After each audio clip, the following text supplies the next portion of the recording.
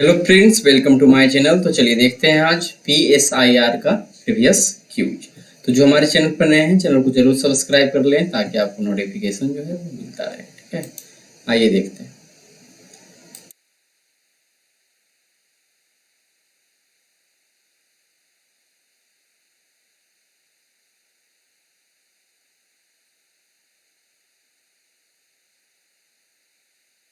ये देखते हैं पहला क्वेश्चन।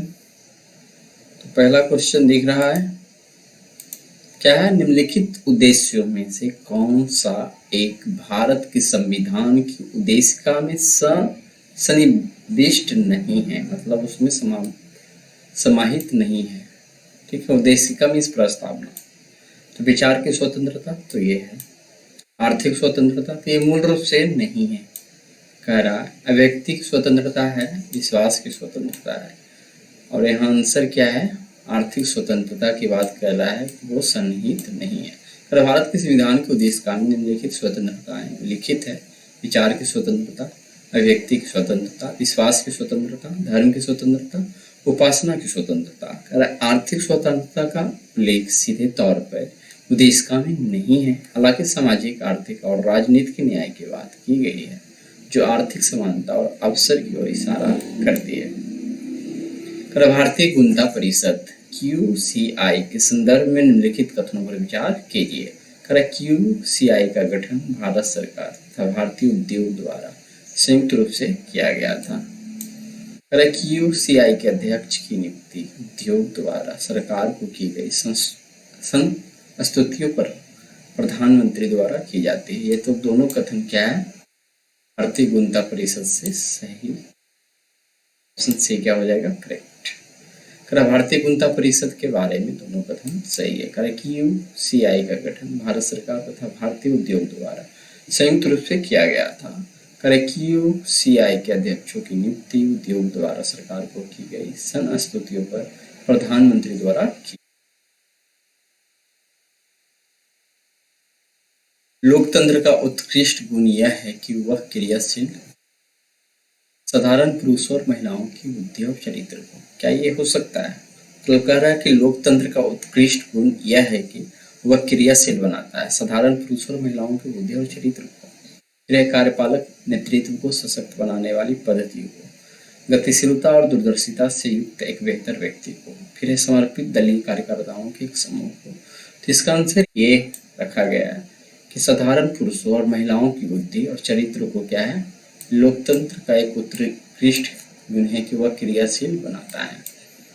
तो लोकतंत्र में लोग क्या है, अपना वोट अपने अनुसार, ठीक है, व्यवहारिक तौर पे नहीं कर सकते, इसको सैद्धांतिक तौर पे, ठीक है, क्योंकि व्यवहारिकता तो चेंज किया जाता है।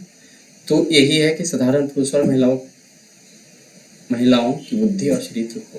तो देखते हैं क्या है। लोकतंत्र एक ऐसी प्रणाली है जो लोगों को अपने राजनीतिक प्रक्रिया में भाग लेने की अनुमति देती है।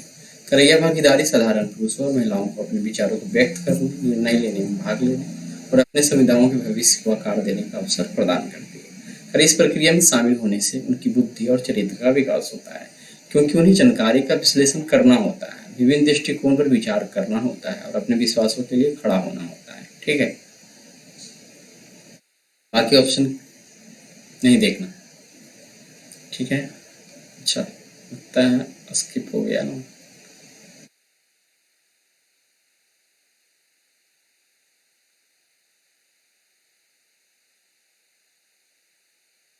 ये चौड़ा देखते हैं। संसदीय स्वरूप के शासन का प्रमुख लाभ यह है कि, तो संसदीय स्वरूप के शासन का प्रमुख लाभ क्या है? जैसे कि अमेरिका हो तो वहाँ पे अध्यक्ष या प्रेसिडेंशियल बोलते हैं शासन है, बट भारत में क्या है, संसदीय स्वरूप है। तो संसदीय स्वरूप में मेनली ये होता है कि कार्यपालिका जो होता है विधानमंडल के प्रति उत्तरदायी बना रहता है। ऑप्शन करेक्ट हो जाता है। संसदीय प्रणाली में कार्यपालिका यानी मंत्री परिषद जो है विधायक यानी संसद का हिस्सा होती है और विधायिका के प्रति उत्तरदायी होती है यानी होती है।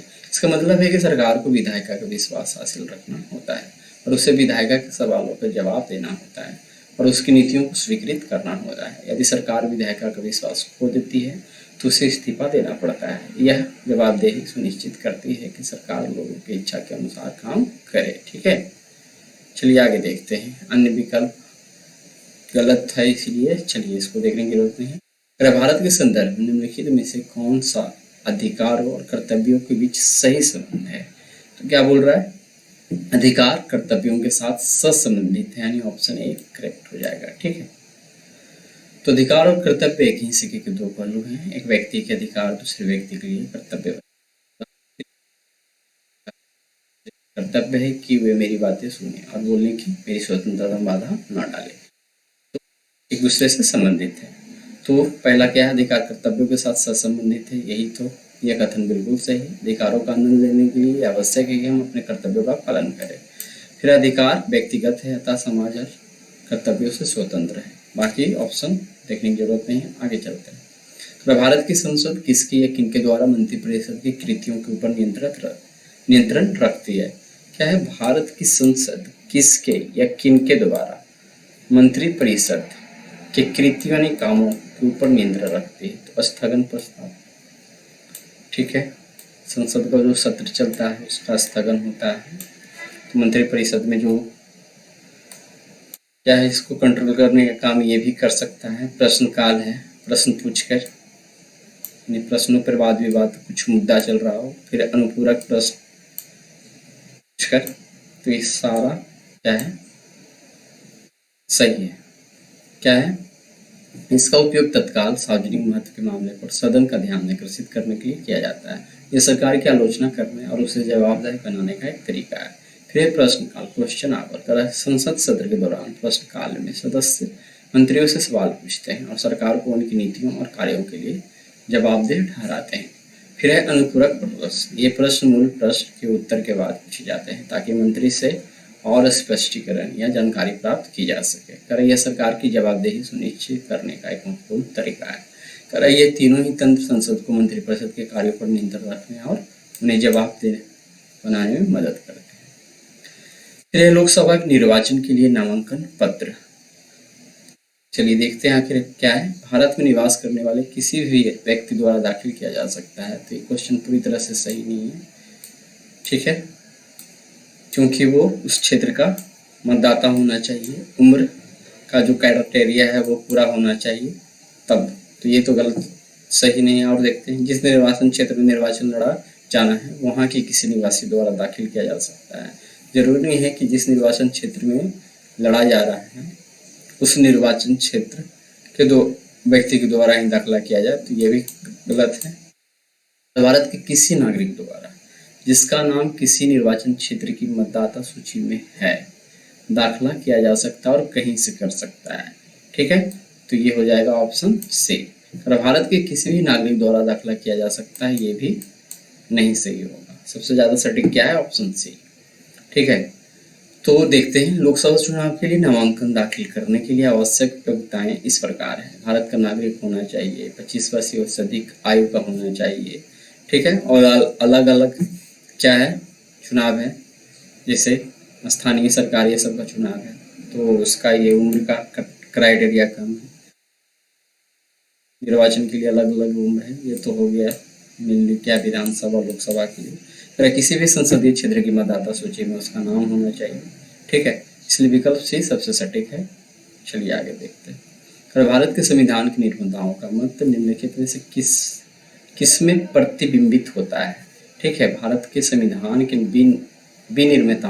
निर्माताओं का मत निम्नलिखित में से किस में प्रतिबिंबित होता है? तो ये होगा ऑप्शन ए, उद्देशिका। ठीक है, या फिर प्रस्तावना। तो भारत के संविधान की उद्देशिका संविधान निर्माताओं के विचारों और उद्देश्यों को दर्शाती है। यह संविधान के आधारभूत मूल्यों, लक्ष्यों और दर्शन का सार है। उद्देशिका में न्याय, स्वतंत्रता, समानता और बंधुता जैसे आदर्शों को स्थापित करने का संकल्प है जो संविधान निर्माताओं के मन में थे। अन्य विकल्प क्यों नहीं सही है? तो मूलाधिकार, ये नागरिकों को दिए गए मौलिक अधिकार है, लेकिन ये संविधान निर्माताओं के मत को प्रत्यक्ष रूप से नहीं दर्शा सकते हैं। गृह राज्य के नीति निर्देशक तत्व, तो ये क्या है? Directive principles of state policy. ये राज्य के लिए नीतियाँ बनाते हैं, समय ध्यान रखने योग्य मार्गदर्शन है, लेकिन ये संविधान निर्माताओं के मत को पूर्ण रूप से नहीं दर्शाते हैं।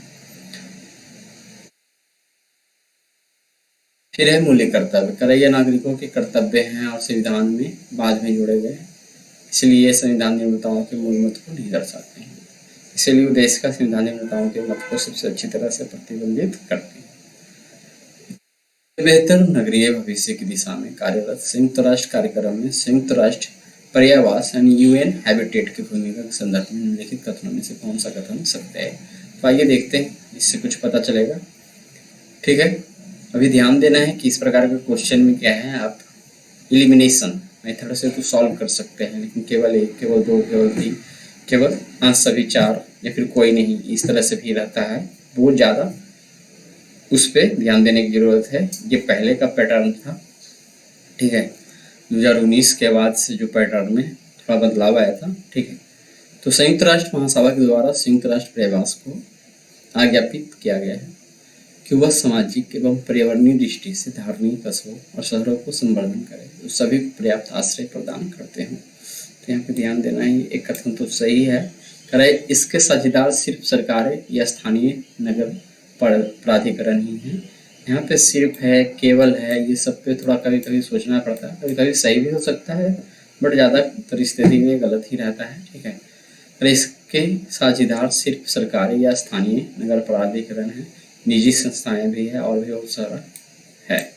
कर है संयुक्त राष्ट्र पर्यावास सुरक्षित पेयजल व आधारभूत स्वच्छता तक पहुंच बढ़ाने और गरीबी कम करने के लिए संयुक्त राष्ट्र व्यवस्था के समग्र उद्देश्य में योगदान देता है। यहाँ पे ये सही है, दूसरा गलत है, तो 1 और 3 ये सही हो जाएगा। ठीक है,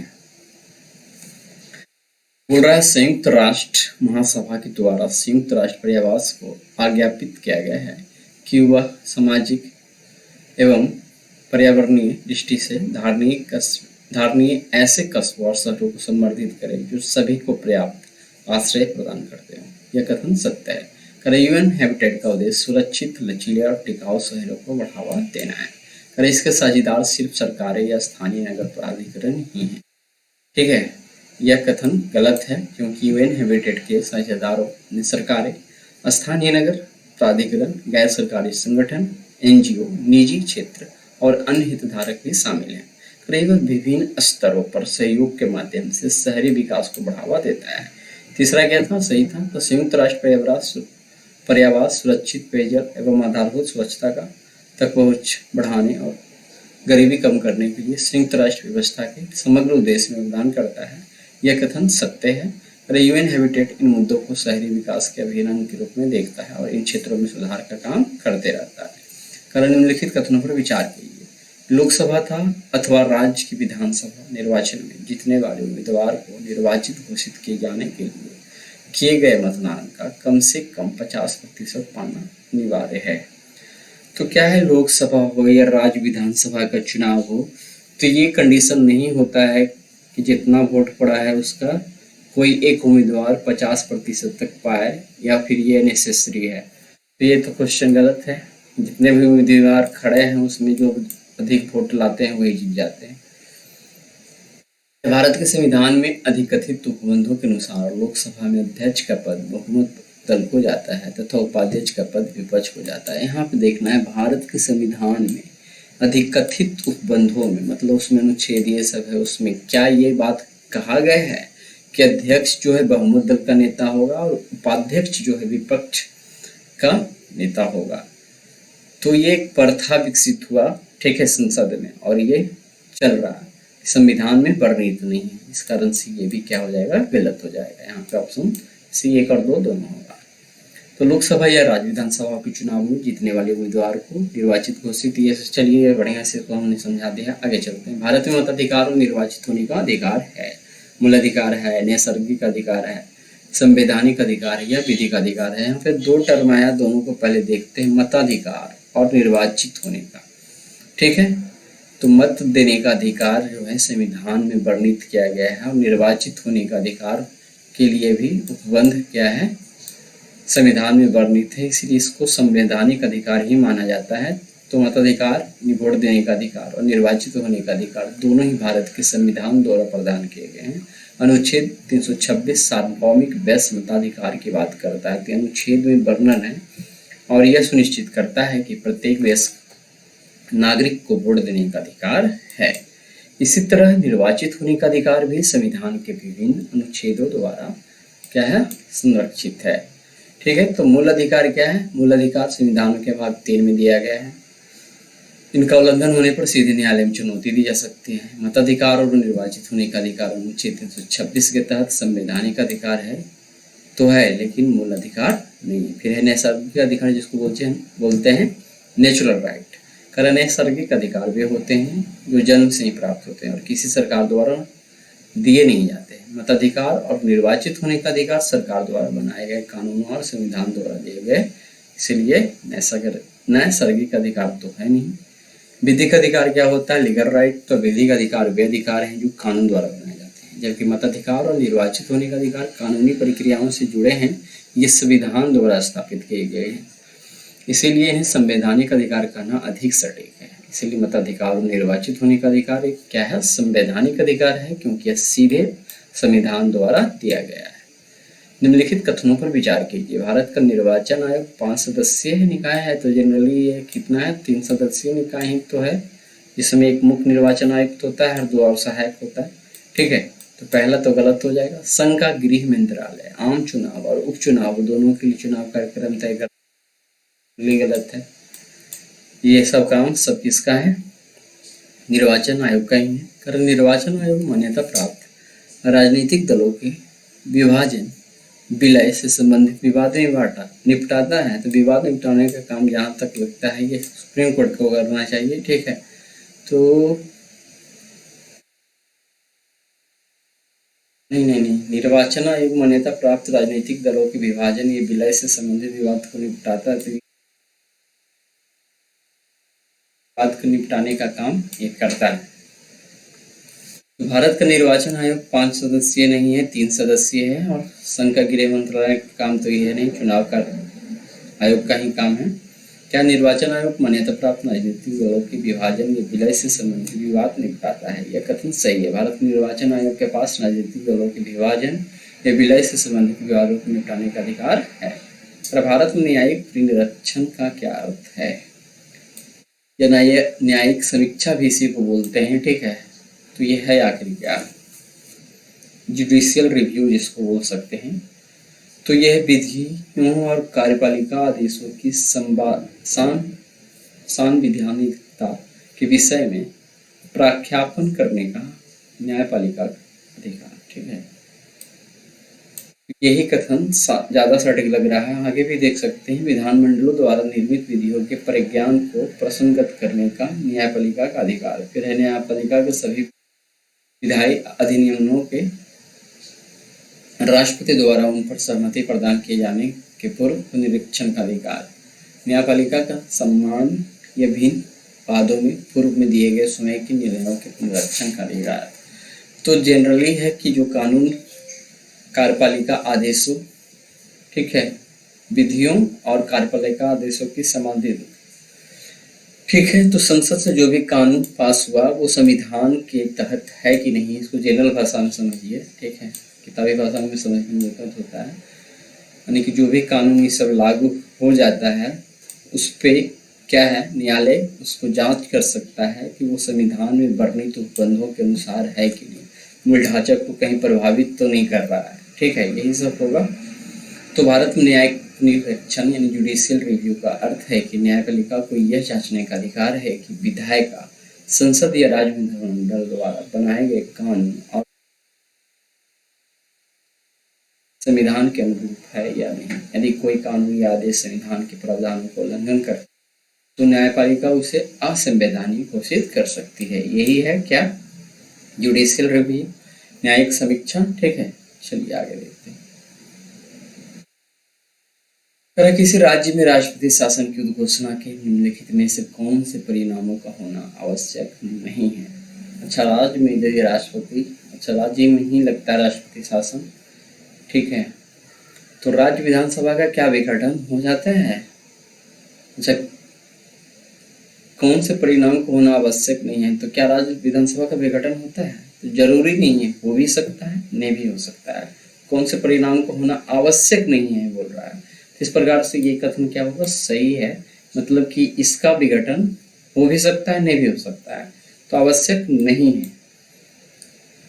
तो राज्य विधानसभा का विघटन हो भी सकता, नहीं हो सकता, इस कारण से ये सही है। फिर राज्य की मंत्रिपरिषद को हटाया जाना, ये तो काम हो जाता है जब राष्ट्रपति शासन लगता है। ठीक है, मंत्रिपरिषद के एक तरह से बोल सकते हैं मुखिया कौन होता है, मेन हेड होता है, मुख्यमंत्री होता है, और जितने भी राज्य में सांसद होते हैं, ठीक है, तो सारा तो मंत्री परिषद में होते नहीं है, तो जो भी मंत्री परिषद में होते हैं वो हटाए जाते हैं। स्थानीय निकायों का विघटन, क्या राष्ट्रपति शासन लागू होने से स्थानीय निकाय पर प्रभाव पड़ेगा? तो नहीं पड़ता है। तो दूसरा कथन क्या है, गलत होगा, तीसरा कथन सही होगा। आवश्यक रूप से प्रभाव पड़ता है कि नहीं वो पूछ रहा है, और ये कथन तो सही ही है, ये तो प्रभाव पड़ जाता है, यहाँ पे आवश्यक नहीं है, इसीलिए ये और एक और 3 चूज करेगा, ऑप्शन बी। ठीक है, राज्य विधानसभा का विघटन, कर राष्ट्रपति शासन लगने पर राज्य विधानसभा का विघटन होना आवश्यक नहीं। विधानसभा को निलंबित रखा जा सकता है या विघटित भी किया जा सकता है। यदि स्थिति में सुधार होता है तो निलंबित विधानसभा को पुनर्जीवित किया जा सकता है। फिर है राज्य की मंत्रिपरिषद का हटाया जाना, removal of the ministers of the state. राष्ट्रपति शासन लगने पर राज्य की मंत्रिपरिषद यानी काउंसिल ऑफ मिनिस्टर जो होता है हटाया जाना आवश्यक हो जाता है। राष्ट्रपति शासन का अर्थ है कि राज्य सरकार को बर्खास्त कर दिया गया है और राष्ट्रपति के माध्यम से केंद्र सरकार राज्य का शासन संभालते हैं। फिर स्थानीय निकायों का विघटन, तो राष्ट्रपति शासन का स्थानीय निकायों जैसे पंचायतों और नगर पालिकाओं पर कोई सीधा प्रभाव नहीं पड़ता है, इसलिए स्थानीय निकायों का विघटन होना आवश्यक नहीं है। निकाय अपने सामान्य कार्यों को जारी रख सकते हैं जब तक कोई विशेष आदेश न हो, इसलिए विधानसभा का विघटन और स्थानीय निकाय आवश्यक परिणाम नहीं है। मंत्रिपरिषद को हटाया जाना आवश्यक होता है। ठीक है, भारत के संविधान में शोषण के विरोध अधिकार द्वारा निम्नलिखित में से कौन से परिकल्पित हैं? कि विरोध अधिकार, मानव देह व्यापार और बंधुआ मजदूरी का निषेध, ये है शोषण के विरोध अधिकार में। अस्पृश्यता का अंत ये नहीं है। ठीक है, ये तो अनुच्छेद 17 की बात है, लेकिन शोषण के विरुद्ध अधिकार 23-24 में होना चाहिए नहीं है। फिर है अल्पसंख्यकों के हित की सुरक्षा, तो ये तो और आगे जाके होगा धर्म वाले में। ठीक है, फिर है कर कानून और खदानों में बच्चों के नियोजन का निषेध, तो ये इसी में आएगा। ठीक है, शोषण के विरुद्ध अधिकार में, तो 1 और 4 यहाँ पे क्या हो जाएगा, करेक्ट हो जाएगा, ऑप्शन सी करेक्ट हो जाएगा। ठीक है, मानव देह व्यापार और बंधुआ मजदूरी, चलिए ये हमने बता दिया। ये कथन 2 और 3 देखते हैं। अस्पृश्यता का उन्मूलन, यह कथन गलत है। अस्पृश्यता का उन्मूलन अनुच्छेद 17 के तहत आता है, जो समानता के अधिकार में आता है, राइट टू इक्वलिटी का हिस्सा है, शोषण के विरुद्ध अधिकार है।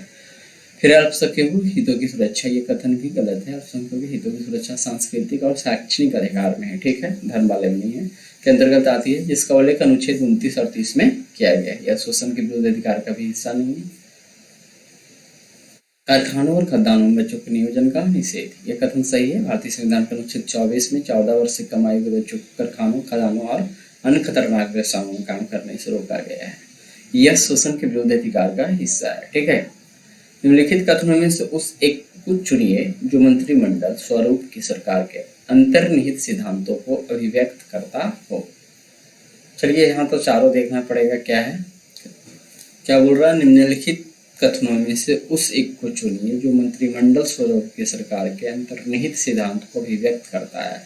ऐसी सरकार के विरुद्ध आलोचना को कम से कम करने की व्यवस्था, जिसके उत्तरदायित्व जटिल हैं तथा उन्हें सभी के संतोष के लिए निष्पादित करना कठिन है। फिर ऐसी सरकार के कामकाज में तेजी लाने की क्रियाविधि, जिसके उत्तरदायित्व दिन प्रतिदिन बढ़ते जा रहे हैं। फिर सरकार की जनता के प्रति सामूहिक उत्तरदायित्व को सुनिश्चित करने के लिए संसदीय लोकतंत्र की एक क्रियाविधि, ज्यादा हमको लग रहा है ये हो जाना चाहिए। देखते हैं। उस शासनाधीश के हाथों को मजबूत करने का एक साधन जिसका जनता पर नियंत्रण हासोन्मुखी दशा में है। सी ज्यादा सटीक होना चाहिए। तो वही है कि मंत्रिमंडल स्वरूप की सरकार, जिसे संसदीय प्रणाली भी कहा जाता है, में मंत्रिमंडल सामूहिक रूप से संसद के प्रति उत्तरदायी होता है। इसका मतलब है कि सरकार की नीतियों और कार्यों के लिए मंत्रिमंडल को संसद में जवाब देना होता है और यदि संसद सरकार में अविश्वास व्यक्त करती है तो मंत्रिमंडल को इस्तीफा देना पड़ता है। यह सामूहिक उत्तरदायित्व यह सुनिश्चित करता है कि सरकार जनता की इच्छाओं के अनुसार काम करे और अपनी शक्तियों का दुरुपयोग ना करे। ठीक है, आगे देखते हैं। कारण निम्नलिखित में से कौन सी एक भारतीय संघ राज्य पद्धति की विशेषता नहीं है? भारत में स्वतंत्र न्यायपालिका है, तो ये तो बात सही है। ठीक है, संघ राज्य पद्धति की विशेषता नहीं है वो बताना है, तो पहला तो है विशेषता। केंद्र और राज्यों की शक्तियों का स्पष्ट रूप से विभाजन किया गया है, ये बात भी सही है। संघबद्ध होने वाली इकाइयों को राज्यसभा में असमान प्रतिनिधित्व दिया गया है, तो ये भी सही है, क्योंकि जनसंख्या के अनुसार ही राज्यसभा में उनकी सीटों का बंटवारा किया गया है, किस राज्य में कितना जनसंख्या है उसके अनुपात में। और यह संघबद्ध होने वाली इकाइयों के बीच एक सहमति का परिणाम है, नहीं। संघबद्ध होने वाली इकाई जैसे राज्य है, भारत में ही सभी संघबद्ध है, तो यहाँ सहमति का परिणाम नहीं है। ऐसा नहीं है कि सहमति नहीं है तो कोई राज्य जो है भारत से अलग हो जाएगा। ठीक है, तो ये गलत है। 3 कथन यहाँ पे सही है, तो हो जाएगा ऑप्शन डी। कौन विशेषता नहीं है? त्रुटि। तो डायरेक्ट डी को ही देखते हैं। ठीक है, भारतीय संघ राज्यों के बीच एक समझौते का परिणाम नहीं है। भारत एक संघीय राज्य है, लेकिन यह राज्यों के आपसी समझौते से नहीं बना है।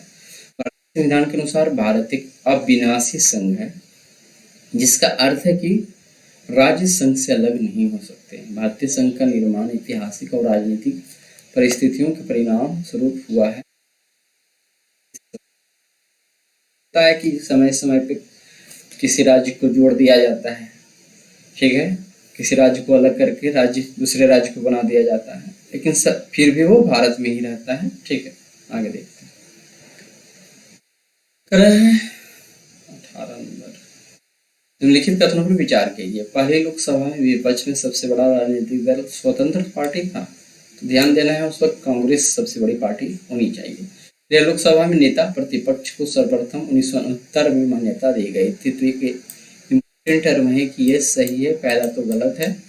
लोकसभा में यदि किसी दल के न्यूनतम 75 सदस्य न हो तो उसके नेता को नेता प्रतिपक्ष के रूप में मान्यता नहीं मिल सकती है। तो ध्यान देना है, यहाँ पे 55 सदस्य की जरूरत पड़ता है, 10% लगभग। ठीक है, 543 है ना, उसका 10% 55 के आसपास आएगा।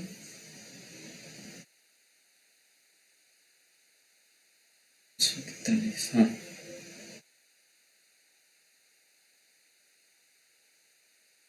क्योंकि एंग्लो इंडिया तो था वो तो खत्म हो गया, तो यहाँ पे कौन सा कथन सही है? केवल 2। ठीक है, तो पहली लोकसभा 1952 से 57 में विपक्ष में सबसे बड़ा राजनीतिक दल भारतीय कम्युनिस्ट पार्टी थी। ठीक है, जिसके 16 सदस्य थे।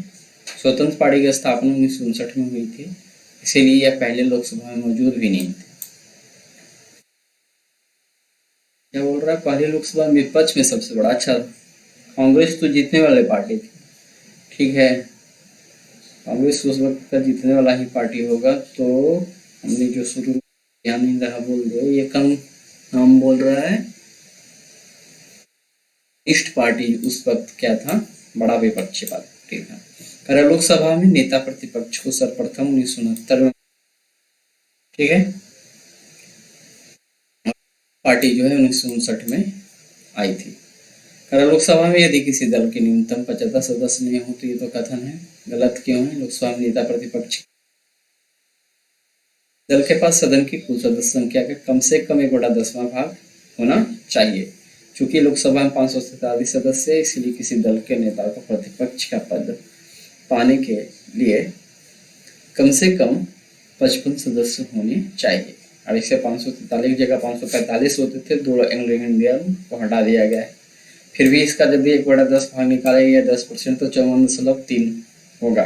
तो 54 व्यक्ति तो हो ही नहीं सकते हैं, इसलिए 55 सदस्य हो जाएंगे। ठीक है, और 5 भी रहता है, यहाँ 45 भी रहता है, तो बात 55 ही सदस्य पे आके अटक रहा था। ठीक है, राष्ट्रीय हरित अधिकरण एनजीटी इस प्रकार के केंद्रीय प्रदूषण नियंत्रण बोर्ड से भिन्न है। क्या बोल रहा है? राष्ट्रीय हरित अधिकरण और फिर केंद्रीय प्रदूषण नियंत्रण बोर्ड। देखते हैं, एनजीटी का गठन एक अधिनियम द्वारा किया गया है, जबकि सीपीसीबी का गठन सरकार के कार्यपालक आदेश के द्वारा। तो जैसे एनजीटी का गठन एक अधिनियम द्वारा किया गया था, सीबी का गठन भी एक अधिनियम के द्वारा किया गया था, सिर्फ कार्यपालक आदेश के द्वारा ये गठन नहीं हुआ था। और से ये गलत हो जाता है। एनजीटी पर्यावरणीय न्याय उपलब्ध कराता है, ठीक है, और उच्चतर न्यायालयों में मुकदमों के भार को कम करने में सहायता करता है। जो भी मुकदमा है एनजीटी ही देख लेता है। जबकि सीपी झरनों और कुओं, ठीक है, क्योंकि प्रदूषण से ये रिलेटेड है तथा देश में वायु की गुणवत्ता में सुधार लाने का लक्ष्य रखता है। तो दूसरा कथन यहाँ पे सिर्फ क्या है, सही। तो इसको देख लेते हैं।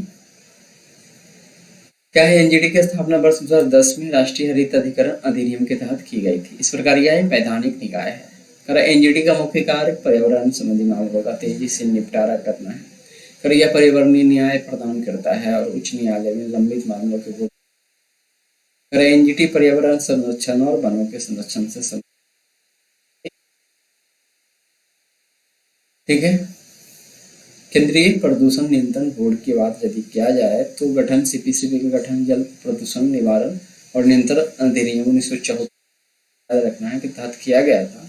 यह भी एक क्या है, वैधानिक संगठन है।